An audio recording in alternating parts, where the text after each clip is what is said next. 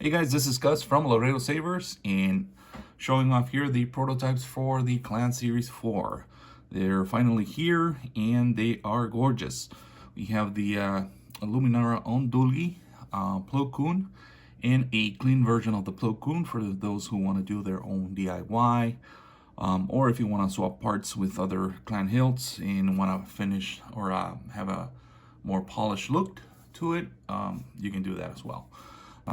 Want to showcase all three.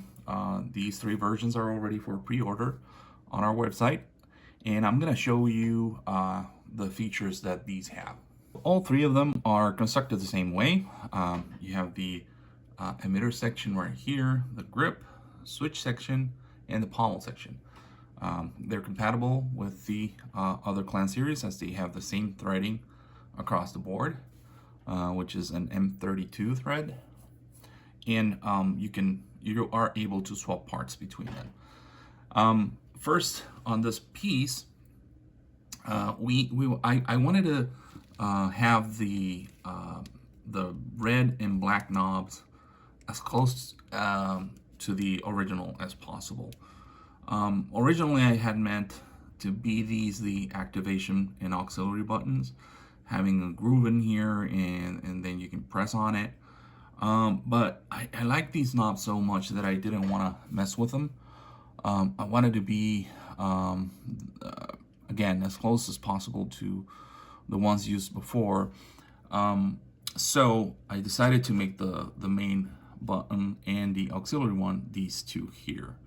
These ones, obviously, you're used to on the Clan Series 1, 2, and 3, because they are illuminated LEDs, but you also can press on them and act as buttons.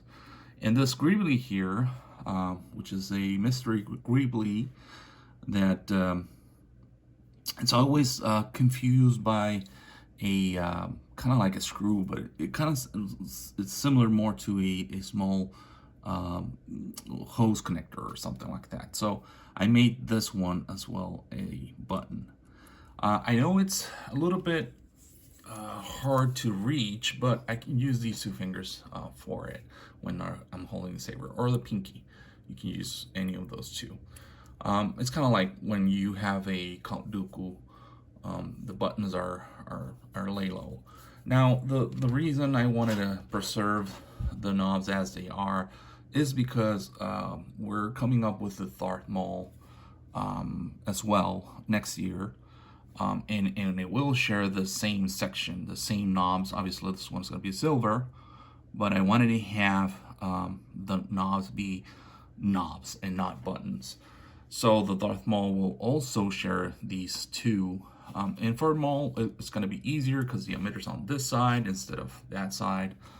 But anyways, again, the way I design stuff is first, it has to be as accurate as possible. Second is going to be functional, and third, cost effective. So that's the way I work. So anyways, now for the three different versions, I have different, obviously, finishes for them. This one is the all polished version. And the emitter section has similar washers to the original ones. The original ones had fender washers. But the Plo Koon, which is the Canon version, let's say, has a different finishing on some of the internal washers. They are using a kind of like a blue zinc coating. We try to replicate that as best as possible. Versus stainless steel. These are all stainless steel. So if you want to have those blue zinc mid washers, you need to get this version. Anyways, to remove the blade plug, in this case, I always want to have the set screws hidden. I don't want to see any screws where there shouldn't be. Obviously, the CoverTech does have a screw on all of their versions, so I'm going to show you now how to take it apart. So to remove the blade plug, there is a special ring or mid washer as I call them. It has a slit in it, and that way you'll be able to reach the set screw that's under there with your Allen wrench, and then loosen it up, and you'll be able to remove the blade plug. Now, for those that are not going to be using a blade and want to have the static all the time, I will provide an additional mid washer that does not have the slit. So you can attach the blade plug however you like. You might want to glue it or just leave it loose, and that should be it. So that's how this will work. Okay, let's go about the features. It's not much to it. These will be your activation button and auxiliary whenever order you want. I will have a PCB that has a pixel M button as well as one button. It's already here, so those can be purchased with the chassis and everything. I don't have the chassis ready yet, but I will. And these two are just knobs. Again, I love those knobs. And I wanted the shop to get them right the first time because we're going to use these knobs as well in the Darth Maul. And that's going to be kind of like the main attraction for the Darth Maul. The pommel obviously is removable. You can also remove this piece right here.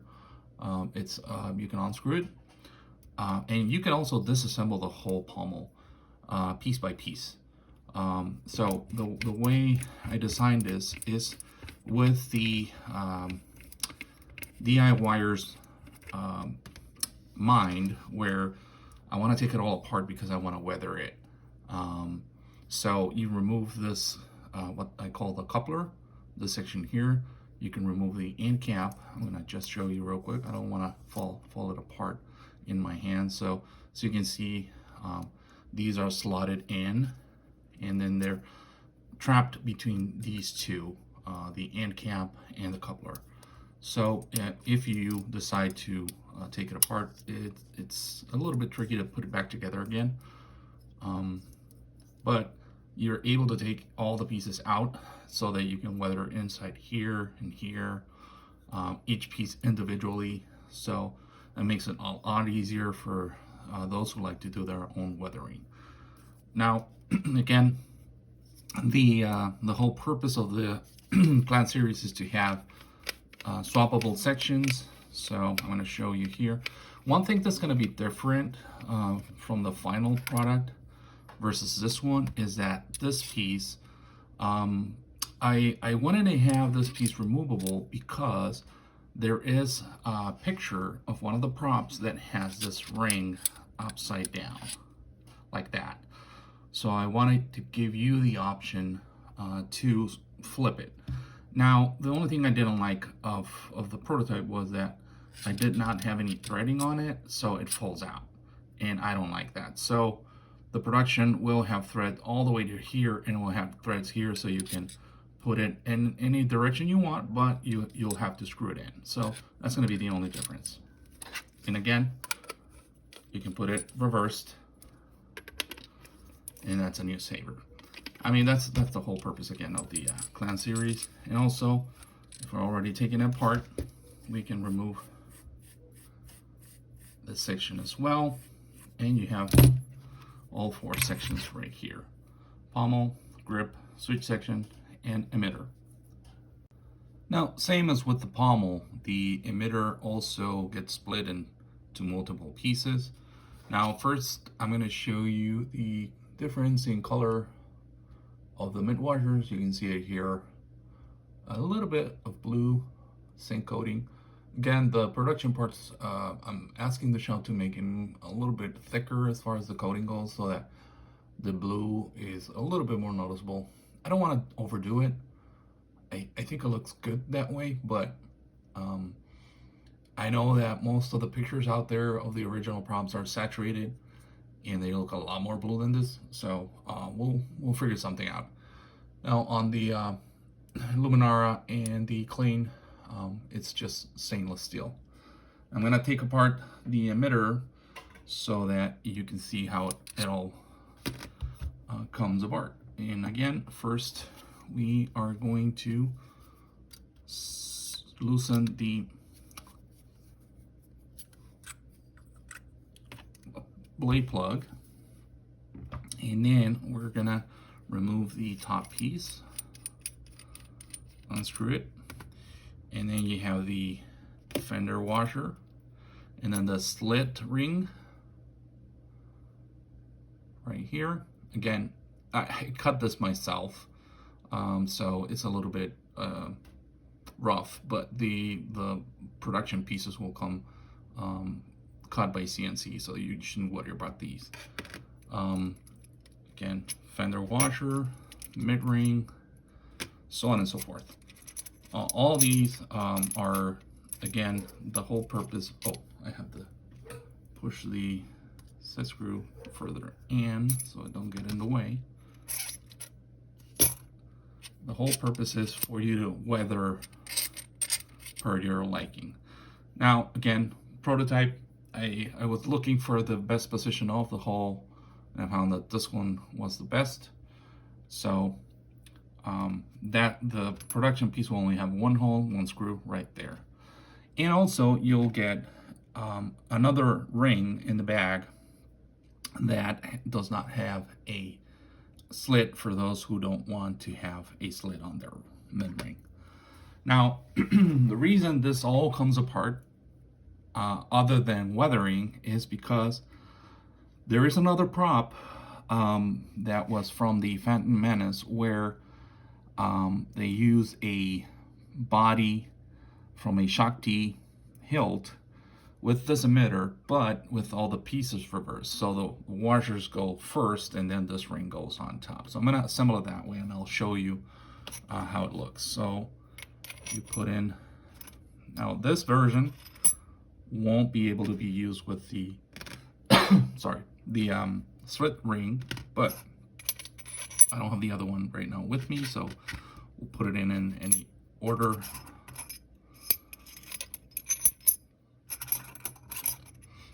Now these are stainless steel, both the mid washers and the fender washers, so I didn't want you to mess, you can heat stain them if you want. That's the whole purpose, because these look like radiators, like they're gonna radiate some energy. So that's kind of why I wanted them to be stainless steel. And then the last piece would be this one. Still not in all the way. And then the end cap. So it looks like this, with this like that. So I'm gonna bring now the Shakti body so that you can see it. So this is the hilt I was telling you about. I added a thread on the RPF where I called this one the Phantom Jedi because it was from the Phantom Menace, but it was an unknown Jedi that used it. I guess the only difference is that that was an all resin cast, and this one obviously is not. This one is sandblasted, these are polished, and I won't have a sandblasted version of this. So it's not exactly that one, but it's the correct pieces. And I don't know, I like this hilt so much. The combination, it speaks to me. I don't know. So I'm very happy that eventually I was able to recreate it, because before I did the whole clan series, I was thinking of making this one first, without doing this swappable thing. But then again, I think it was a better idea to do the way I planned it, and but I had to wait till Series 4 to get this hilt made. But I like it so much, so I'm definitely gonna keep one of these for myself. Even if it's not entirely accurate, I think it still looks pretty cool this way. And again, with the Shakti and just swapping it with the Plo. So I'm gonna use the Plo body now and put the Shakti emitter on, just to show you. It looks pretty cool. Now I should have used the let me, I don't know, it looks, this one looks pretty good. I like it. It's pretty nice. So finally we have here all series combined. I know it looks off or weird, but just, I mean, you can make it as long as you want, because obviously it has all the same threading. You have series 4, series 3, series 2, and series 1 here. And yeah, I mean, you can make things the way you want by combining components of these. And also remember, knobs are replaceable. You can change this for, I'll do that real quick. Put in one of those little black knobs. Whoops, dropped it. It's the same threading here. Get the O-ring out of the way. And there you go. Or if you want the red knob, you can do that as well. Now if you have the original heels I made, the Slayer of Clones or the Youngling Protector, those have buttons in the knobs, so those are usable, and you can also replace them here. So again, you can get as creative as you want with this system. And the only thinking I had on making it this way was because of the way that it seemed that the prop makers were doing it during the filming of episode 1, 2, and 3. But I don't know if that was their mindset, but it seemed to me that it kind of was, because of the Darth Maul and Plo Koon sharing components and so on and so forth. Well, anyways, guys, again, this is series 4. Stay tuned for updates on the production. We already gave the shop the go-ahead, so they start production on Monday. It shall take about 20 to 30 days to complete, and then ship to me. It'll take about 10 more days to receive them. So we're looking at a time frame around the end of January for shipping to you guys. So please be patient. Things take time, and we want to make sure that the shop does a good job. No rushing the production. So we're still pending to show off the box design from Christian Cruz. He's working on it. Should be doing the reveal soon, and we'll let you guys know. Thank you.